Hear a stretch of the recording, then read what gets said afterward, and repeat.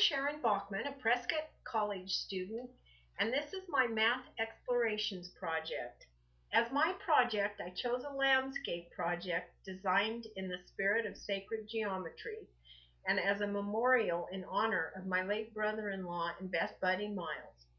We decided to do a fire pit patio area with planting boxes on 3 sides. We chose an old garden area that had been an eyesore and a weed patch ever since we moved in 5 years ago. We did a lot of sketching and planning before we started. The fire pit area was placed within the divine proportion of the pad. I also did a lot of reading to learn what I could about sacred geometry. This shows a sample of my journal. We began gathering supplies for the project. And my simple project went from being just a simple project to a big deal simply by adding men and equipment. But many thanks go to my son and my husband. After much of the dirt had been removed, the area was leveled. We set up forms for the pad with a lot of help from our 4-legged friends.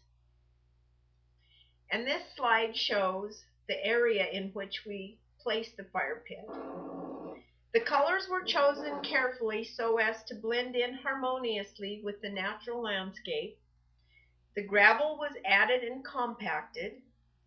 The radius for the fire pit was set on the divine proportion of the pad, and once the center point was set, the radius was drawn in simply with a string.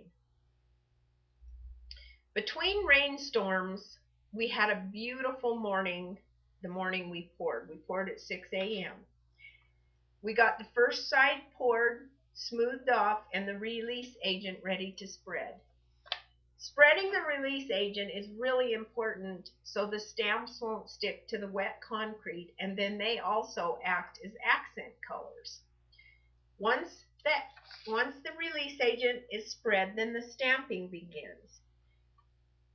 And when the concrete hardens, the release agent is washed from the pad. The pattern of the stamps was chosen simply because of its golden mean. The larger tiles were 15 inches and the smaller tiles were 9 inches, which makes up the divine proportion. The next day, the second half of the pad is poured and stamped between the rainstorms. Pad is finally done. The concrete turns out beautiful and the dogs enjoy the new pad. The rain pretty much halted our progress, but we managed to get 1 coat of sealer on and some of the tiles set before the planting beds. This slide shows how it's coming together. The fire pit will be a large 4-foot metal ring with 6 feet of flagstones around the ring meeting the concrete. My granddaughter was checking out the fire pit area.